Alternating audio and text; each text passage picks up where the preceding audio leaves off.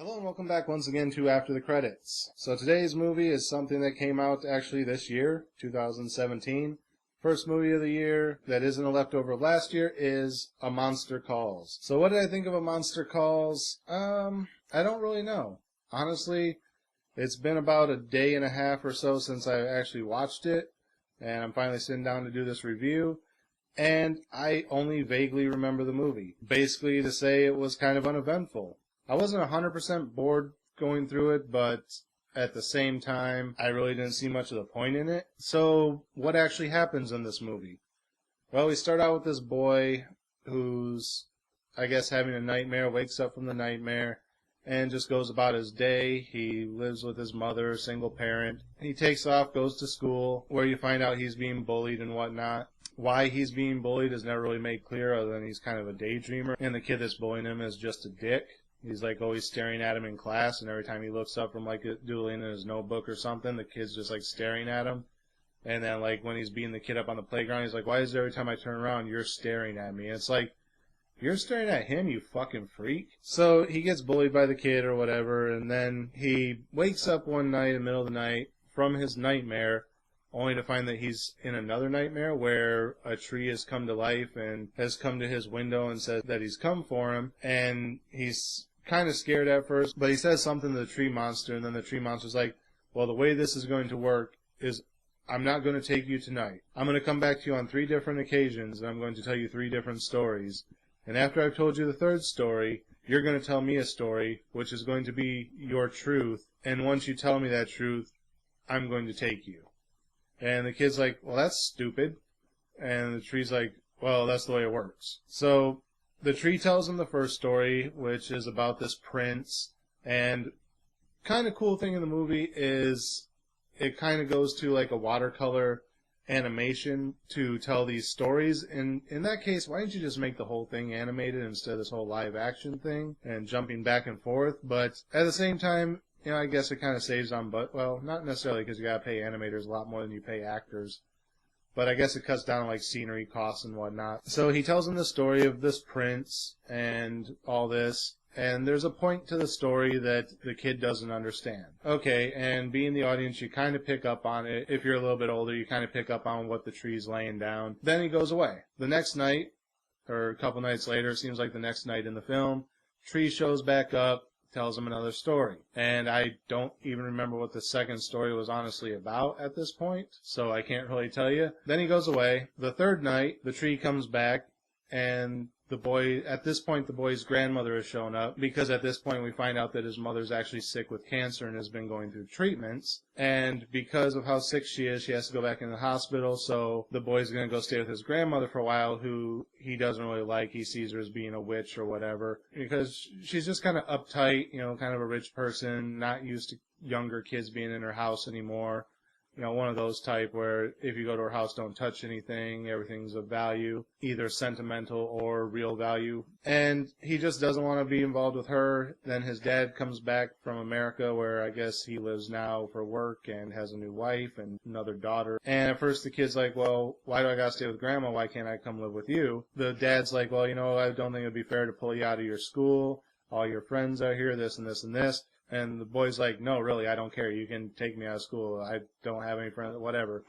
And it's kind of like the exact opposite of what happened in Manchester by the Sea, where that guardian wanted to take the kid to a different location. The kid didn't want to go because of all those things. And in this one, the guardian doesn't want to take the kid out because of those issues, and the kid wants to go. So it's almost like a complete flip of the script from that movie, but not necessarily for the same reason. Well, kind of, but not really. So the 3rd night, the monster shows up, and the monster's like, "Well, it's not time for the 3rd story yet." Again, dragging the movie out longer than it has to be. And the kid's like, "Well, if it's not time for the story, then maybe you can help me and tell me how to get rid of my grandmother." So the monster's like, "I can't help you with that. You know, I'm here to help you, but not with that. I'm here to help you with something else." So then a couple nights go by, the kid's still getting bullied. And then at one point, I guess his mother got real bad and it got back around to the school. So the bully comes up to him and says something like, "I'm not going to bully you anymore because it's not worth my time, because you're basically worthless and invisible. And besides all that, I hope your mom gets better." And then he like turns around and walks away. And then, now being middle of the afternoon and not middle of the night when the monster usually shows up, the monster suddenly shows up. And the monster says it's time for the third story. And the kid says, what's the third story? And he tells him about this guy who was nothing, basically invisible. And one day he decided he wasn't going to be invisible anymore. And the kid says, well, what did he do? And he says he called for a monster. So then the monster kind of takes over the kid and goes charging at the bully and just kind of beats the crap out of him.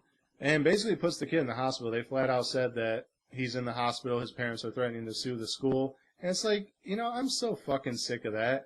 It's like, your kid is constantly bullying people, and finally one of the kids stands up and kicks your fucking kid's ass, and now you're going to sue the school? Maybe you should check your fucking kid. Obviously, if he got his ass kicked, it might have been for a reason.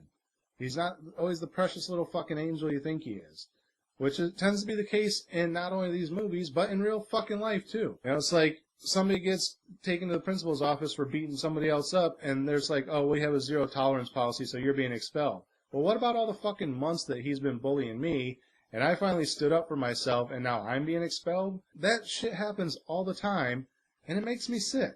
And like, this movie takes place overseas in the UK, and it happens there too. I just don't get these fucking anti-bullying laws. It's like, oh, we need to stop the bullying. Well, stop the fucking bullying, and stop picking on the fucking victims who finally stand up for themselves. Find out why the fuck he beat the shit out of the kid, and go from there. Launch an investigation, people. But anyway, so that was the monster's third story. So then, the next night we find out the kid's mother's not doing too well, and the kid runs off to find the monster, and he's like, you said you could help, that you need to help, it's time to help, whatever. And the monster says, well, no, now it's time for you to tell me your story. And it basically comes down to spoilers if you don't want to know what the kid's truth is, if you haven't figured it out by the stories that he tells at this point. The kid's story is he's tired of seeing his mom sick, he doesn't want her to be in pain anymore, and if the only way she can get past that is to die, then he would rather see her die than to continue being in pain, but at the same time he doesn't want to lose her, so he feels like he's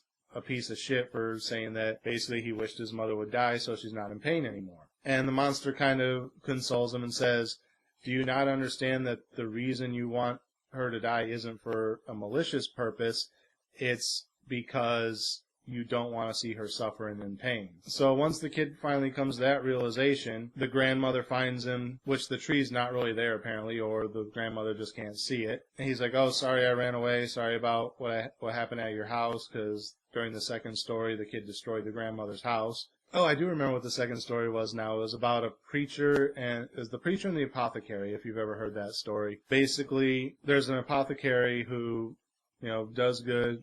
Basically an apothecary, if you don't know, is an old-fashioned medicine man, a pharmacist.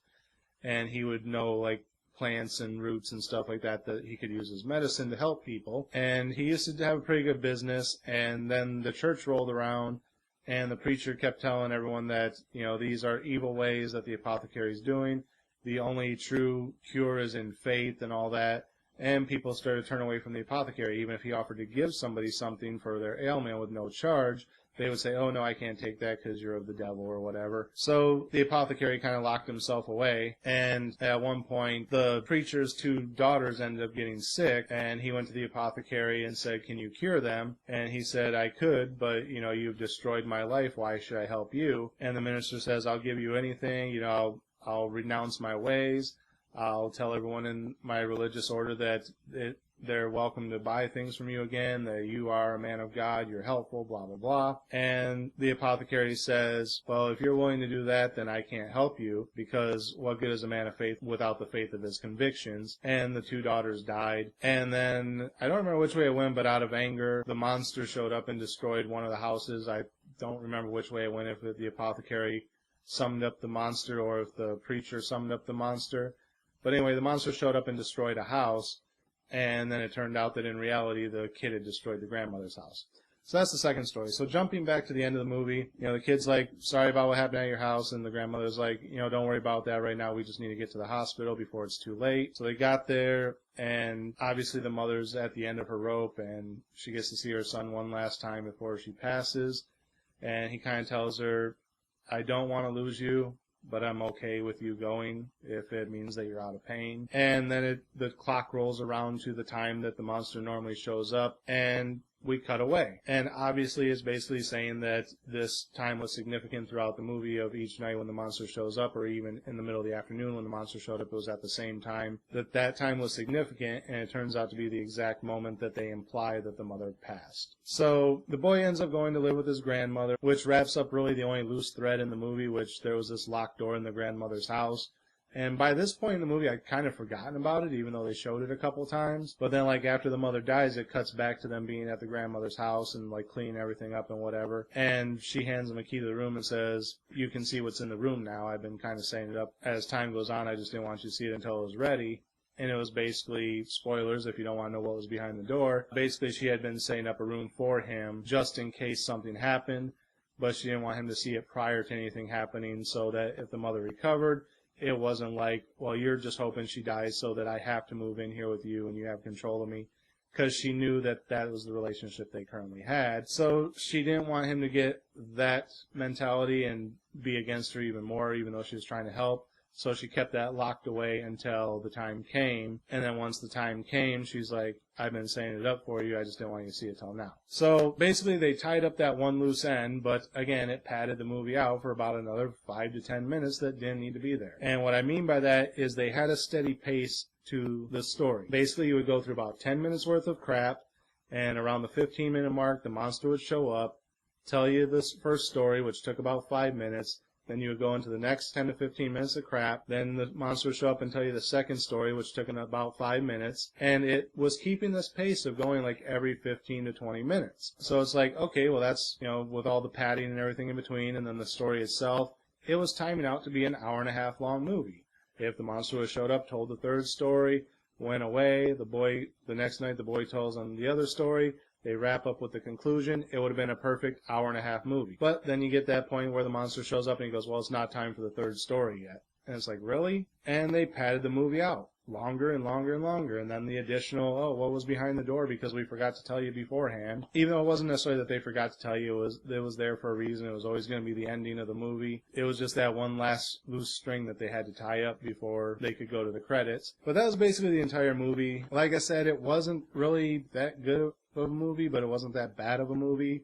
It was uneventful. The story of the boy coming to grips with all this stuff was decent for what it was. For younger audiences, coming to that realization wasn't a bad way of going about it. But for an adult audience who already kind of understands all that stuff, you kind of pick up what the monster's trying to tell the boy from the first story. So it just really didn't need to be as long as it was. It does get a little bit of credit back from, like I said, the watercolor style animation was kind of cool, but at the same time kind of took you out of the movie because you're going from live action stuff with CGI animation of the tree to, oh, here's a cartoon, and then back into the CGI. And it's just like really jarring, even though it looked really awesome. It was just kind of like, why are we shifting between these instead of just playing it out in live action or with CGI characters instead? So it loses a little bit for that. Even though it looked nice, it was jarring. It took me out of the movie a little bit each time it happened. Well, the first time it happened, it took me out. By the second time, I kind of expected it. I was used to it, and it flowed a little bit better. Overall, what would I give the movie as far as a star rating? Honestly, I was going to give it a 2.5, but